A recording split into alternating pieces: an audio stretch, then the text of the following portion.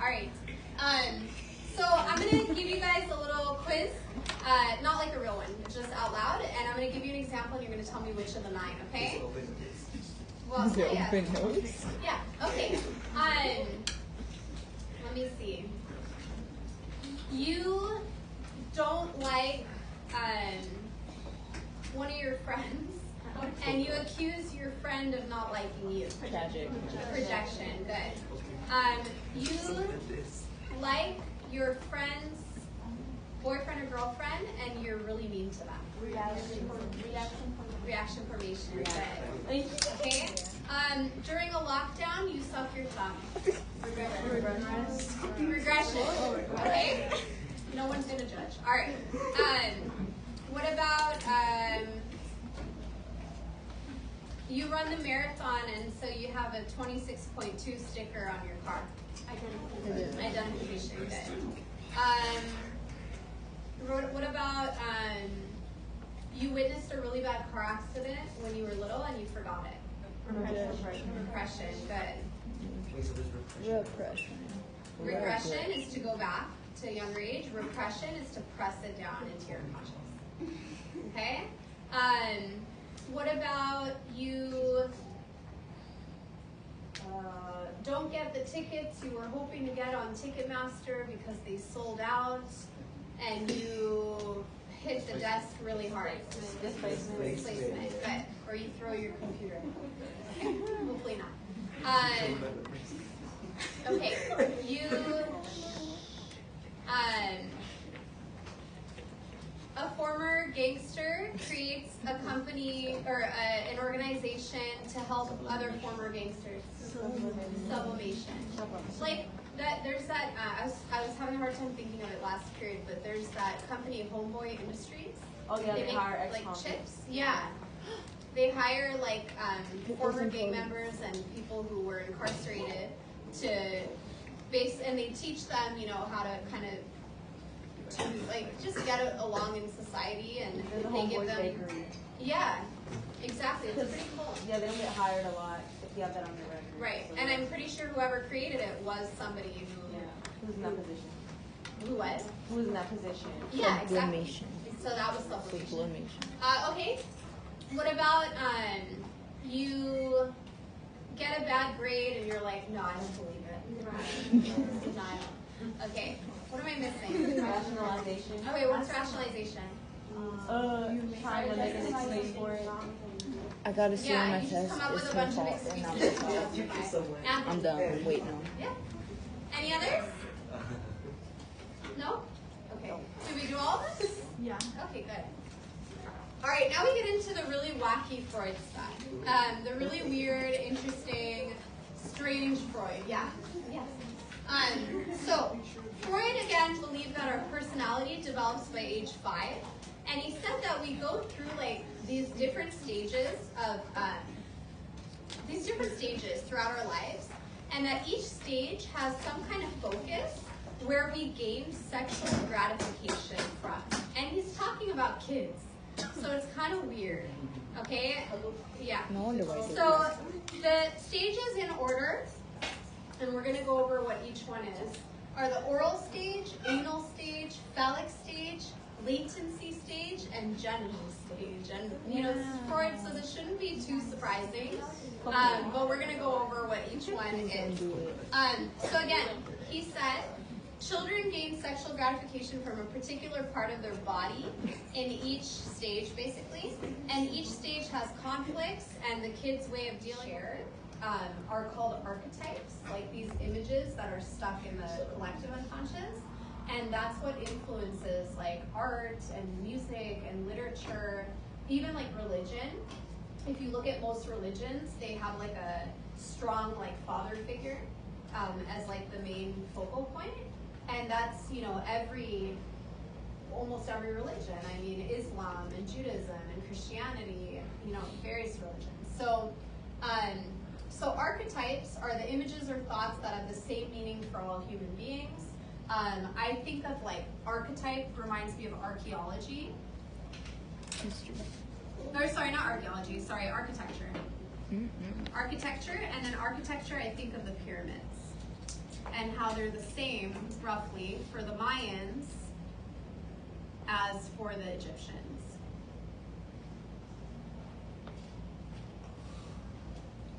I also feel like this, the whole collective unconscious can kind of explain, obviously none of this is proven, but you know how like sometimes you'll have not talked to somebody for years and you'll think about them, and then all of a sudden they text you like out of the blue, like weird stuff like that, that's like too coincidental.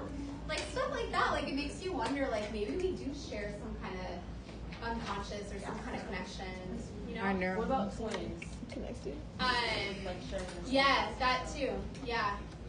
And a lot of it can be explained through like, well, not that, but some of it can be explained through like epigenetics, and all the memories that our ancestors went through are passed down, you know. So it makes sense that we share some memories, if that makes sense, right? Because they're not just passed down to one person, they're passed down to a lot of people. Okay. Last guy for today is Alfred Adler. I'll go over him really quickly. So he believed that kids, and I think there's truth to this, that children feel inferior naturally. Like they feel like they're not as good as, you know, adults. And that's why a lot of times they're trying to prove themselves. Like my son will draw something and he'll be like, can you draw that? Can you draw that? You know? And like they're always trying to prove themselves, you know? And so kids are always striving for superiority. They're striving to get better. And the way I remember Alfred Adler is Alfred Adler, they both start with A's. So I think of striving for A's. Yeah. And that's how I remember him. And the way that kids strive for superiority is they learn things. They learn new skills, and we call that compensation. Okay? So basically learning new skills, and that helps them get rid of the inferiority. The problem is sometimes you have kids that are really, really spoiled and don't learn to like achieve things for themselves. Or you have the opposite, and you have kids that are really, really neglected and never get praised and stuff. And so you end up with adults that still feel inferior. They have an inferiority complex because they didn't compensate enough as a kid to get over that. And so if they have an inferiority complex as an adult, then they overcompensate, and they like, you know, brag about money, and they brag about like random stuff because, yeah, because they're trying to make themselves feel better. Like they buy a fancy car and they can't stop talking, you know, stuff like that. Okay? And that is it for today. So we're about halfway. All right, can I erase it? No. You obviously didn't end up with someone with blonde hair. Okay, penis envy. Another Freud's theory. So he believed that, just like it sounds, girls are jealous of boys, or women are jealous of men, because they don't have that special part. Okay? They're not elephants. So They're not elephants. A funny story. So there's a neo-Freudian, so that's what Akimi was asking. There's a group of psychologists who came kind of after, at the same time, but kind of rejected a lot of his stuff on sex. But they still believed in the unconscious, and they were called the neo-Freudians, like the new Freudians. So one of them was a woman named Karen Horney, which is a name. You did it. You did a project. Yeah, somebody had her for the for the Breakfast with Dead Psychologists. So she came back at Freud and was like, no, you know, girls don't have, or if girls have penis envy, well, boys or men have womb envy, because, you know, guys are jealous because women get to grow a baby. I'm jealous. Are you guys jealous? Just kidding. Silence. Yeah.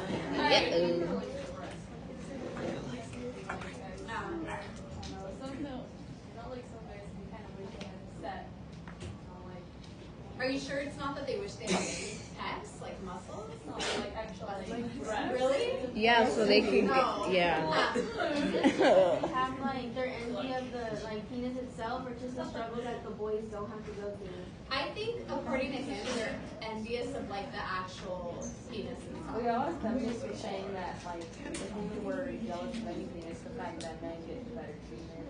Right. Except the other dude. Right. Yeah, that's what she said. Right. Yeah.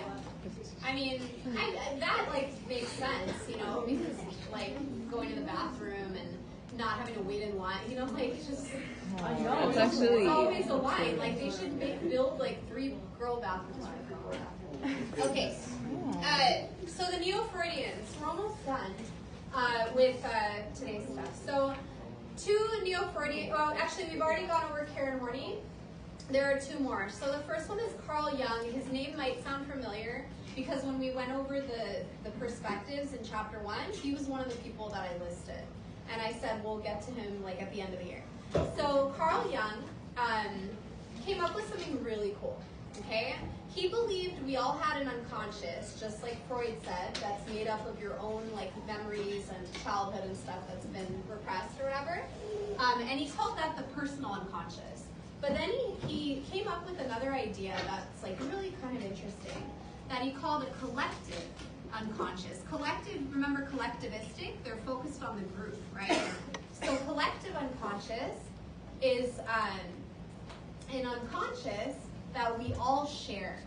Like from our ancestors and stuff, like all these memories that have been passed down to us that we all share together. And it kind of like suggests that we're all connected in some way, which is pretty cool. So if you look at like, for example, the Mayans and the Egyptians, right? They had no contact with one another, but what a big thing did they have in common? The pyramids, right? And so how did they come up with like basically a very similar structure, but they didn't have any contact with one another? So he argued like these things that we share don't have any like focus at that time. So there's no fixations. And then finally around puberty, again, they're interested in genitals. And that's, so basically sexual urges return, and that's the stage that, like, that's the last stage. So you can't be fixated because that is the last stage.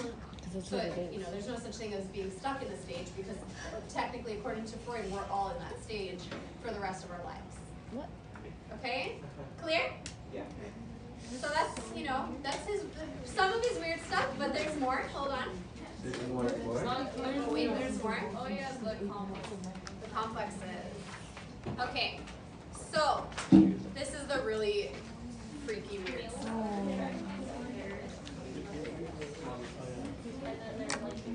No, he just smoked a lot of Okay, crack. the Oedipus complex. Did crack. Here we go.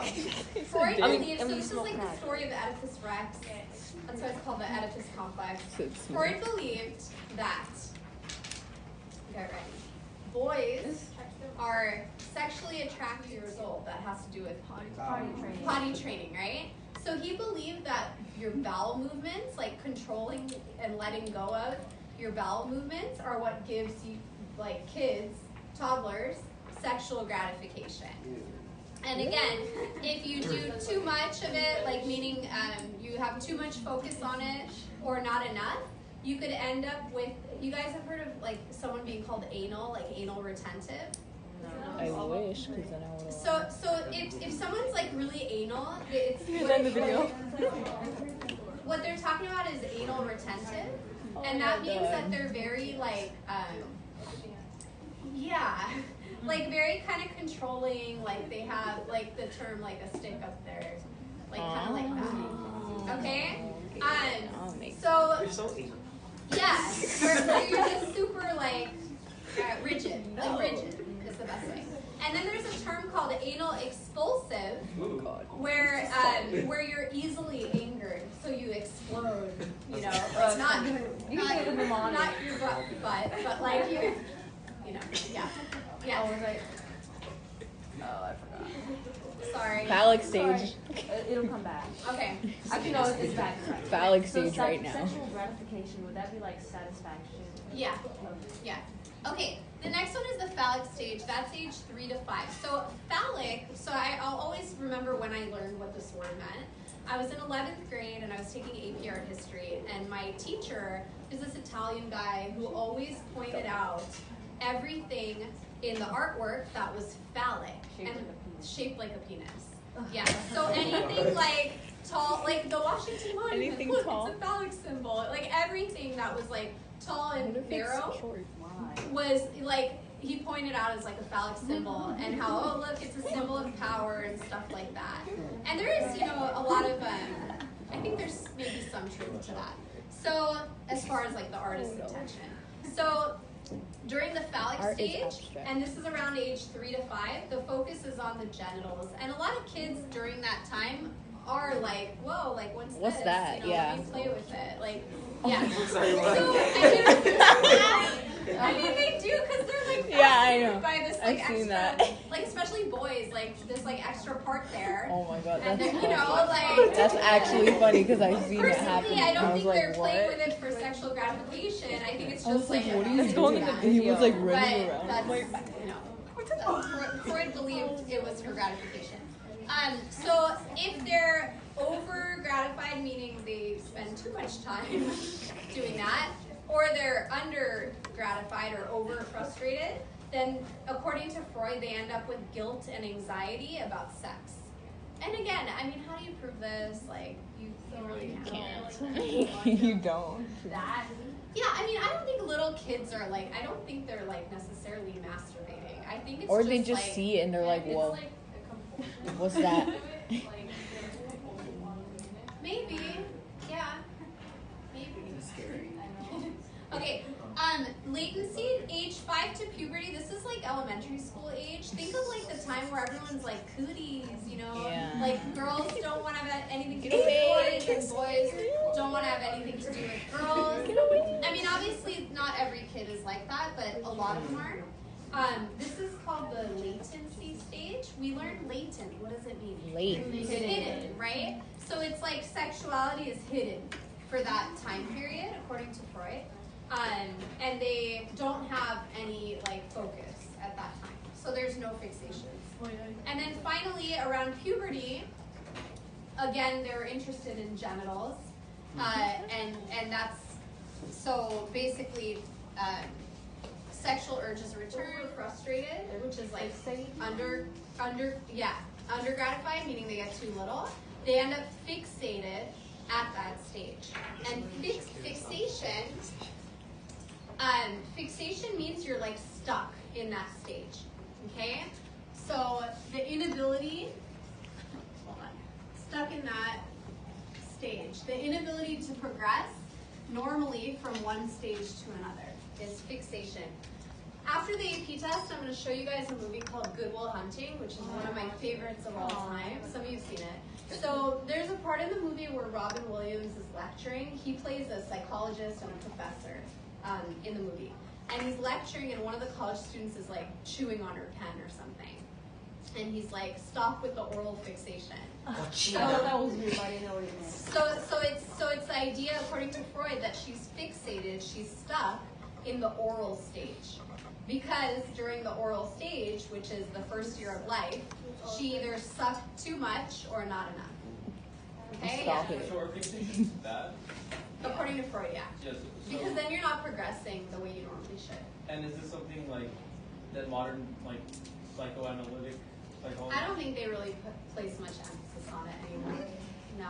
Yeah, I was gonna ask if if you're a psychologist and this is like your specialized field, would you raise your kid a certain way to try to like do that?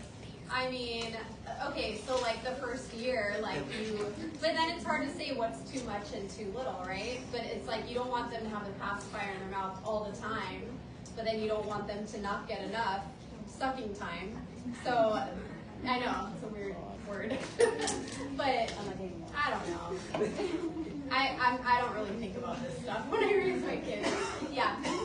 What's the word for somebody who studies like some of Freud's ideas, but like they're a more modern? Neo-Freudians. Okay. Yeah, we're going to talk about them today too. Yeah. Okay, you guys ready to go over the stages?